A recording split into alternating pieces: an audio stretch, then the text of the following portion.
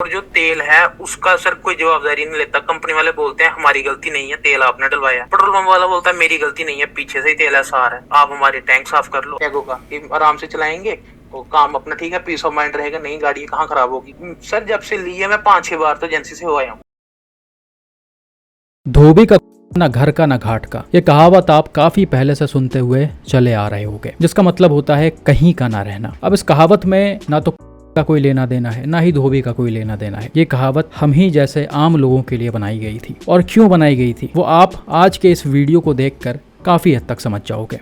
Social media पर आप काफी पहले से देख रहे होंगे E20 पेट्रोल के ऊपर काफी क्लैश चल रहा है गवर्नमेंट और जनता के बीच में। वही जनता जो अपनी जिंदगी भर की कमाई लगाकर एक गाड़ी खरीदती है ताकि वो खुद को और अपने फैमिली को आराम दे सके, उसमें सेफ रह सके और टेंशन फ्री होकर रोड पर चल सके। लेकिन भाई अनफॉर्चुनेटली कई बार चीजें उतना स्मूथली नहीं चल पाती हैं जितना हम सोचते हैं या फिर चाहते हैं। गाड़ी खरीदते समय अलग अलग टैक्सेस देने के बाद, रोड पर चलते समय अलग अलग टैक्सेस देने के बाद भी कई बार हमें निराशा ही हाथ लगती है। अभी रिसेंटली ये वाला केस तो आप सभी ने देखा ही होगा जो छत्तीसगढ़ के रायपुर से सामने आया था। इसमें एक डॉक्टर साहब की ग्रैंड विटारा खराब हो गई थी। रीजन ये था कि इसमें मिलावटी पेट्रोल डाला जा रहा था। अब वो मिलावट किस चीज की थी, एथेनॉल की थी या फिर किसी और चीज की, उसे तो हम दावे के साथ नहीं बोल सकते हैं, लेकिन डॉक्टर साहब को तो यही मानना था कि एथेनॉल की वजह से इसमें प्रॉब्लम आ रही थी। स्टार्टिंग में जब ये दिक्कत शुरू हुई तब ये अपने गाड़ी को कंपनी में लेकर जाते हैं, फ्यूल टैंक क्लीन किया जाता है, फिर गाड़ी को वापस कर दिया जाता है। हालांकि जब ये पेट्रोल डलवाते थे तब ये प्रॉब्लम स्टार्ट हो जाती थी। इनफैक्ट कई बार इनकी गाड़ी शायद खड़ी भी हो चुकी थी, जिसके बाद थक हार कर इन्होंने कंज्यूमर कोर्ट का दरवाजा खटखटाया। सारे चीजों को देखने के बाद और डॉक्टर साहब की परेशानी देखने के बाद कोर्ट ने ये ऑर्डर दिया मारुति सुजुकी को कि वो इस गाड़ी को रिप्लेस करके E20 कंपैटिबल वाली कार डॉक्टर साहब को दें, वरना इनके पूरे पैसे वापस करें। और भाई चौंकाने वाली बात यहाँ पर यह थी कि ये grand Vitara already E20 compatible थी, और ये चीज तब सामने आया जब मारुति सुजुकी ने खुद कोर्ट के ऑर्डर को काउंटर करते हुए ये स्टेटमेंट जारी किया। इन्होंने साफ साफ इसमें लिखा हुआ है कि हमारी गाड़ी E20 कंपैटिबल है और पेट्रोल में मिलावट की वजह से इसमें प्रॉब्लम आई है। अब भाई 2-3 चीजों पर यहाँ पर ध्यान देने वाला है कि अगर ये गाड़ी E20 कंपैटिबल थी तो क्या डॉक्टर साहब को पहले से नहीं पता था, क्योंकि वो बार बार यही बोल रहे थे कि ये गाड़ी E20 कंपैटिबल नहीं है। कोर्ट में भी उन्होंने यही बताया। और चलिए मान लेते हैं इनको नहीं पता होगा, क्योंकि कई बार कस्टमर्स को इतना ज्यादा नॉलेज नहीं होता है, इतना ज्यादा वो ध्यान नहीं देते हैं। तो क्या कंपनी को भी ये चीज नहीं पता थी? जहाँ पर ये बार बार अपने गाड़ी को ठीक करवा रहे थे, फ्यूल टैंक जहाँ पर क्लीन हो रहा था, वहाँ के लोगों को नहीं पता थी कि ये गाड़ी E20 कंपैटिबल है? क्योंकि डॉक्टर साहब का ये दावा था कि कंपनी ने इनके सामने 2 ऑप्शंस रखे थे, यानी कि डीलरशिप ने 2 ऑप्शंस रखे थे, या तो आप 5 लाख में अपने गाड़ी का इंजन चेंज करवा दो, या फिर 12 लाख रुपए में हमें इस गाड़ी को वापस कर दो। तो भाई 5 लाख रुपए में आप कौन सा इंजन इसमें लगा देते हैं? किसी दूसरे कंपनी का डीजल इंजन लगाना था क्या? क्योंकि ऑलरेडी जब आपके गाड़ी का इंजन E20 कंपैटिबल है तो फिर 5 लाख रुपए लेकर कौन सा इंजन आप चेंज करते? खैर, जैसा कि मैंने बताया कि मारुति सुजुकी ने इस ऑर्डर को काउंटर किया है, और उन्होंने ये भी बोला कि हम इसको चैलेंज करेंगे हायर फोरम में। अब किस तरह से वो चैलेंज करते हैं, क्या क्या चीजें दिखाते हैं और इस पर आखिरी डिसीजन क्या होगा, वो अभी आना बाकी है। लेकिन जैसा कि आप सभी को पता होगा आज के टाइम पर E20 एक बहुत बड़ा मुद्दा है अपने देश में। गवर्नमेंट का साफ साफ कहना है कि इससे गाड़ियों में किसी भी तरह की कोई प्रॉब्लम नहीं आती है। हालांकि ये स्टार्टिंग का कहना था, लेकिन अभी रिसेंट का कुछ स्टेटमेंट जब आप देखोगे तो उसमें ये एक्सेप्ट किया गया है कि जो नॉन E20 कंपैटिबल व्हीकल्स हैं उनमें थोड़े बहुत पार्ट्स की प्रॉब्लम आ जाती है और माइलेज ड्रॉप भी हो सकता है थोड़ा बहुत, लेकिन फिर भी ऐसा कोई मेजर चीज नहीं होगा जिससे कस्टमर्स को प्रॉब्लम हो।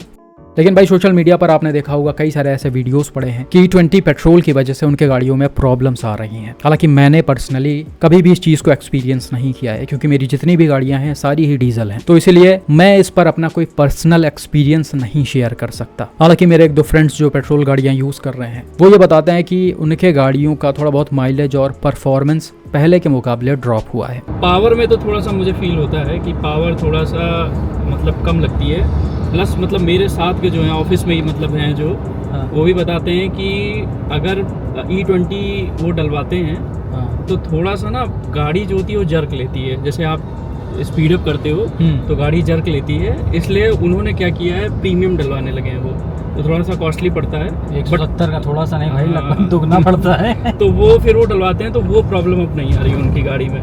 तो अच्छा, वो सेम टाइम दोनों टेस्ट कर चुके हैं? हाँ, दोनों चीजें पहले वो डलवाते थे तो कौन सी गाड़ी है? नेक्सॉन है। खैर रिसेंटली अपने ही एक सब्सक्राइबर ने बिल्कुल वैसी ही चीजें एक्सपीरियंस की जैसे ग्रैंड विटारा के ओनर ने की थी। भाई ने लास्ट ईयर ये नई टाटा टियागो खरीदी थी सितंबर 2025 में सॉरी, और ये गाड़ी मात्र 4 से 4,500 किलोमीटर चली हुई है अभी तक। भाई का कहना है कि जब से इन्होंने गाड़ी को खरीदा है तब से इसमें कुछ ना कुछ प्रॉब्लम लगी ही हुई है। इसको खरीदने के कुछ दिनों के अंदर ही गाड़ी के गियर शिफ्टर में प्रॉब्लम आ गया, चलते चलते गाड़ी का गियर फंस जाता था, जिस वजह से कई बार एक्सीडेंट सिचुएशन भी क्रिएट हो गया हाईवेज पर। इसके अलावा इसके ब्रेक्स में दिक्कत आ रही है, लाइट्स में दिक्कत आ रही है। ये बार बार सर्विस सेंटर में अपनी गाड़ी को लेकर जाते हैं और बोलते हैं कि भाई शॉर्ट कर दो एक बार में, जो शॉर्ट करना हो, ऐसे बार बार क्यों हमको लेकर आना। तो सामने से जवाब आता है कि क्या दिक्कत है सर आपको, जब 3 साल तक इसकी वारंटी है तो चीजें खराब होती रहेंगी, हम सही करते रहेंगे, इसमें आपको क्या प्रॉब्लम है। तो गाड़ी जब मैंने ली तो कोई 7-8 दिन के बाद ना उसके गियर ऐसे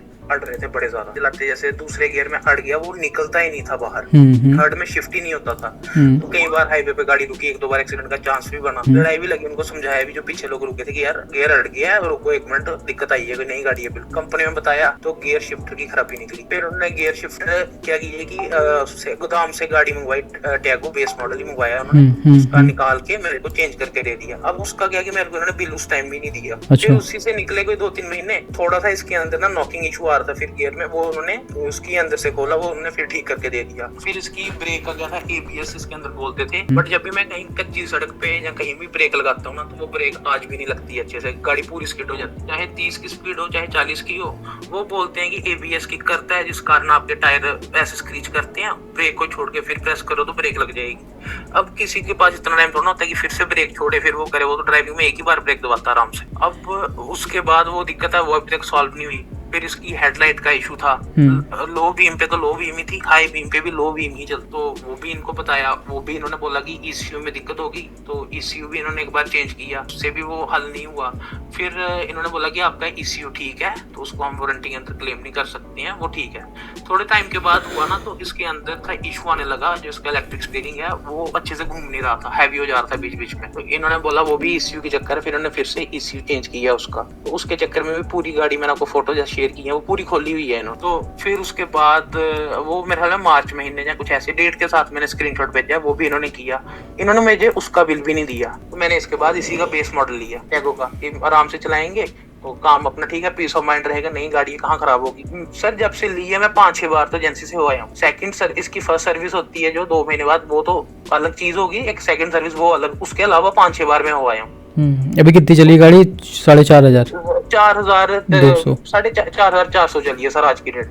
अच्छा, तो अब गाड़ी भी उसको मैं हिसाब से नहीं चला पा रहा हूँ, तो वो चलानी नहीं हो रही है सर जिस दिन से लिया है। वो आगे देखो ना, कसूर तो कंपनी का ये है कि उनकी गाड़ी मेरे को लगता है यहाँ तक कि डिफेक्टिव पीस है, इसमें गलतियां ही निकले जा रही हैं जब से। अच्छा, इन्होंने जिस दिन गियर शिफ्टर चेंज किया, इन्होंने W40D स्प्रे मारी थी, उसी के पीछे जा रही है AC की पाइपलाइन, तो वो एक उसका स्क्रू टाइप का है, कुछ उन दोनों पाइपों को उसने जोड़ा हुआ है, कुछ पता नहीं किस हिसाब से जोड़ा है, वो उनमें W40 स्प्रे भर की। जब मैंने 2-3 दिन चलाई वो नट भी ढीला हो गया, जब वो नट ढीला हुआ वो AC की गैस धीरे धीरे निकलती गई। अभी जब गर्मी आई तो AC की गैस खत्म हो गई हुई थी, तो वो मैंने बाहर से फिर से रिफिल कराई, तो वो पता लगा कि वहाँ पे हल्का सा जो नट है वो बिल्कुल ढीला हो चुका हुआ, उसके कारण। कंपनी में मैंने बताया था, वो बोलते हैं कि ये इंश्योरेंस में क्लेम नहीं हो सकता, ये वारंटी के अंदर नहीं आता है। हम सर अब हमने गाड़ी ठीक करके दी है, हमारी इसमें गलती नहीं है। कंपनी वाले सर्विस सेंटर तो मानते ही नहीं है सर। आज भी उनको मैंने बोला कि अगर कल को कुछ खराब होगा तो बोलते सर आपकी गाड़ी वारंटी के अंदर है, तो आपको क्या दिक्कत है, 3 साल है, आप आओ गाड़ी ठीक कराओ, हम करके दे रहे हैं ठीक आपको। सर ठीक क्यों करके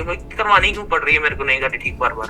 मैंने तो पीस ऑफ माइंड के लिए ली थी, क्योंकि जिस दिन मैं जाता हूँ उस दिन पूरा दिन भी वेस्ट होता है, उसके साथ साथ घर से वहां तक जाने का तेल भी मैं खर्च कर रहा हूँ, और साथ में गाड़ी में नुकसान भी है, वो अलग से एक जगह हरासमेंट ही है सर वो तो इस तरह का बिहेवियर, एटीट्यूड और जवाब होता है कंपनियों का। मतलब एक आम आदमी नई गाड़ी इसलिए खरीदता है ताकि उसके जीवन में थोड़ा सा सुकून हो, बार बार उसे सर्विस सेंटर पर या फिर किसी मैकेनिक के गराज पर ना दौड़ना पड़े। वो एक बार में ज्यादा पैसे डाल देता है कि हम सुकून से कुछ साल चल लेंगे एकदम टेंशन फ्री होकर, लेकिन गाड़ी खरीदने के बाद ही इस तरह की चीजें उसके साथ होने लगती हैं। खैर ये तो चलिए एक पार्ट हो गया जिसमें गाड़ी की दिक्कतें थी जब से इन्होंने लिया है और कंपनी की वजह से इनको कितनी परेशानी झेलनी पड़ी। लेकिन अब बात करते हैं एक मेजर प्रॉब्लम के बारे में जो अभी रिसेंटली गाड़ी में देखने को मिली। इस बार फिर से इनकी गाड़ी हाईवे पर चलते चलते बंद हो जाती है। हालांकि इस बार गियर शिफ्टर का कोई इशू नहीं था, ना ही गाड़ी का कोई इशू था। इस बार इशू था पेट्रोल। अब किसी तरह वहां पर गाड़ी स्टार्ट हो गई। ये घर लेकर आते हैं, गाड़ी को खड़ी करते हैं, फिर दूसरे दिन इनकी गाड़ी स्टार्ट ही नहीं होती है। वहां से ही मैं तेल भरवा रहा हूँ, 15-16 साल हो गए। तो अब क्या हुआ, वहां पे तेल मैंने डलवाया, थोड़े दिन में आया, मेरा दूसरी गाड़ी भी है, उसमें कोई इशू नहीं है, दूसरी में उसका टैंक फुल है, वो बिल्कुल आराम से चल रही है, XP95 है। इसमें डलाया था मैंने जो E20 नॉर्मल वाला। एक दिन ये फ्राइडे की बात है, पिछले उसमें क्या हुआ, मैं गाड़ी बड़े आराम से ऐसे सड़क पे चला रहा हूँ, गाड़ी में ऐसे मिसिंग टाइप की हुई। मैंने सोचा होगा कुछ प्लग का इशू होगा, स्पार्क प्लग का। थोड़ा सा और टाइम निकला तो घर की तरफ ही आ रहा था, तो जगदम से क्या, 4th गियर में गाड़ी थी, चलते चलते बंद हो गई। वो फटाफट ऐसे सड़क में रुकने वाली, बिल्कुल 55 की स्पीड का था, जगदम 30 की स्पीड पे आ गई गाड़ी। तो पीछे वाली गाड़ी भी ऐसे एकदम एक्सीडेंट होते थे बचा। फिर उसी को चलते चलते क्या, क्लच दबाया, दूसरे गियर में गाड़ी डाली, तो वो फिर से स्टार्ट होके चल पड़ी। मैं घर लाया, शाम को लगाई गाड़ी, सैटरडे को स्टार्ट ही नहीं हुई सुबह। फिर मैंने उनको फोन किया कंपनी वालों को कि ऐसे ऐसे भाई दिक्कत हो गई है, क्या करें। उन्होंने बोला सर्विस सेंटर वालों ने कि आज सैटरडे है, काफी ज्यादा रश है, आप मंडे को आना। मैंने बोला ठीक है। मैंने RSA को कॉल किया मंडे को कोई सुबह 7 बजे। उन्होंने टेक्नीशियन भेजा 10 बजे। टेक्नीशियन ने आके इसकी जो वो फ्यूल पाइप होती है इंजन तक, वो खोल ली। उसने बोला आप इग्निशन ऑन करो। जब किया तो अंदर से ना एक पानी जैसा निकला उसके अंदर से, क्योंकि फ्यूल पंप पानी से भर चुका था। वो निकला, उसने कुछ नहीं बताया, बोलता मैं RSA अरेंज कर देता हूँ, टोइंग व्हीकल आपको। टोइंग व्हीकल अरेंज की, कंपनी तक पहुंचे। जब कंपनी में पहुंचे तो उन्होंने बोला कि इंजन में पानी ऐसे ऐसे, तो टैंक साफ होगा वगैरह वगैरह, जो भी उन्होंने मेरे को बताया। उन्होंने करो जो होता है। जब उन्होंने उसको पूरा साफ किया तो मेरी गाड़ी के अंदर से जो तेल निकला वो निकला कोई 13 लीटर तेल। 13 लीटर के हिसाब से उसके अंदर से कोई 2.5 लीटर वो पानी और इथेनॉल टाइप का सब्सटेंस निकला। मैंने जो फोटो भेजी है ना व्हाइट कलर का, कंपनी वालों ने साफ बोल दिया कि इसमें हमारी गलती कोई नहीं है। वो मैं मानता भी हूँ कि चलो उनकी क्या गलती है, उन्होंने तो गाड़ी दी, तेल तो उन्होंने दिया नहीं मेरे को। वो बोल रहा पेट्रोल पंप वाले को पूछो। अब मैंने जब यहाँ पेट्रोल पंप वाले को पूछा, वो बोलता कि गलती मेरी भी नहीं है, आप टैंक देख लो, ये सब साफ है। अब उस चक्कर में नुकसान तो मेरा ये हुआ कि गाड़ी भी स्टार्ट नहीं हो रही है, और नई गाड़ी मेरी इतनी ज्यादा खुल चुकी है कोई हिसाब नहीं। मेरे को तो अभी देखा जाए तो साल भी नहीं हुआ है पूरा इसको लिए हुए। और गाड़ी जो है, ये तो चलो इथेनॉल का चक्कर होगा या किसी का भी होगा, पानी टैंक में है, वो मेरे को भी नहीं पता कैसे उसके अंदर बना। पेट्रोल पंप वाला बोलता है कि थोड़ा सा उसके अंदर मॉइस्चर हो तो सेपरेशन हो जाती है। बोलता है, कभी बोलते हैं कि 1-1.5 लीटर तो ऐसे भी टैंकी में पानी बन जाता है। आज तक तो कभी सर बना नहीं हमारे उसको। वो इतना ज्यादा मतलब ये है कि गाड़ी मेरे को तो हिम्मत ही नहीं पड़ रही उसको चलाने की, रास्ते में खराब होगी या कुछ हो गया, क्या करेगा। तो मैंने मम्मा को बिठाया साथ में, दोनों लगे साथ में उसको निकाला कि हुआ क्या असल में देखें। तो वो जो है ना व्हाइट वाला, वो एकदम ऐसे चिपचिपा सा सब्सटेंस है और बड़ा ही ऐसे मतलब गाढ़ा टाइप का है वो। और अभी भी मेरे पास वो बोतल में फिल मैंने करके रखा हुआ है सब। हाँ, होंडा सिटी है मेरे पास, वो मैंने 2022 में ली थी। हाँ, इसमें मैं, लेकिन उसमें मैंने शुरू से XP95 डाला हुआ है। मैं अभी भी मेरे को कोई बोले कोई 1% भी दिक्कत नहीं है उसके अंदर। एवरेज तो उसकी भी ड्रॉप हो रखी है, पहले वो फिर 11-12 की देती थी, अभी वो 7-8-9 की दे रही है मेरे को इस समय। सर उन्होंने टैंक क्लीन किया था, फ्यूल लाइन क्लीन की थी, फ्यूल इंजेक्टर साफ किए थे, और थ्रॉटल बॉडी क्लीन की थी उन्होंने बस थोड़ी सी। उसके अलावा उन्होंने इंजन का कुछ नहीं खोला, मैंने खोलने भी नहीं दिया उनको। अब उस दिन टैंक क्लीनिंग का और उसका उन्होंने मेरे से, हाँ जी, टाटा ने मेरे से लिया हुआ है 4500 बिल बनाया था उन्होंने, और उनको बोल के डिस्काउंट का कि आपने काफी ज्यादा लगाया, मेरी तो वो भी नहीं है, तो उन्होंने 3500 मेरे से लिया हुआ है। ये इशू इसका बन रहा है। और जो तेल है उसका सर कोई जवाबदारी नहीं लेता। कंपनी वाले बोलते हैं हमारी गलती नहीं है, तेल आपने डलवाया। पेट्रोल पंप वाला बोलता है मेरी गलती नहीं है, पीछे से ही तेल ऐसा आ रहा है, आप हमारे टैंक साफ कर लो। अब इस केस को सुनने के बाद आपको क्लियरली समझ में आ रहा होगा कि एक आम आदमी कहीं का नहीं है।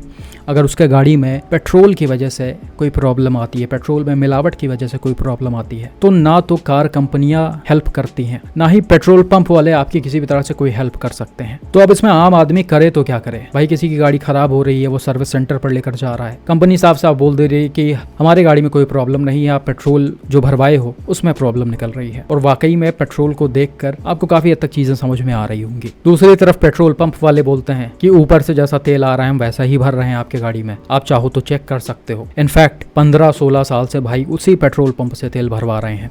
तो अब कुल मिलाकर सवाल बस इतना है कि इस चीज का अकाउंटेबल कौन है, कौन जवाब देगा इसका? दोनों तरफ से हाथ खड़े हो जा रहे हैं, तो हम क्या चुपचाप बैठ जाएं और अपने गाड़ी को ऐसे खराब होता हुआ देखें? क्या गारंटी है कि आज गाड़ी खराब हुई है, सही हुई, फिर कल ये चीज रिपीट नहीं हो सकती है? सेम यही चीज ग्रैंड विटारा केस में भी रिपीट हुआ था।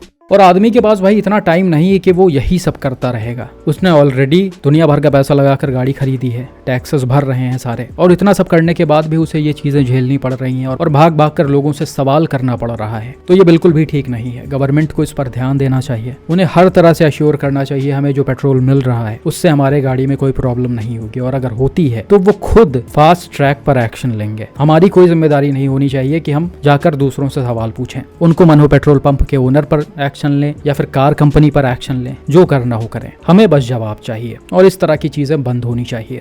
बाकी भाई टाटा मोटर्स से भी रिक्वेस्ट है कि वो इस केस पर ध्यान दें। मैंने इसे यहाँ पर शेयर किया और भी जगह पर शेयर करूंगा, ताकि भाई की गाड़ी में जो भी प्रॉब्लम अभी चल रही है या फिर जो भी हुई है वो दोबारा रिपीट ना हो, और कंपनी वाले कस्टमर्स की इज्जत करें, ये ना जताएं कि उन्होंने कोई एहसान कर दिया है गाड़ी बेचकर हमें। बाकी आपका इस केस पर क्या मानना है, कॉमेंट करके जरूर बताएं।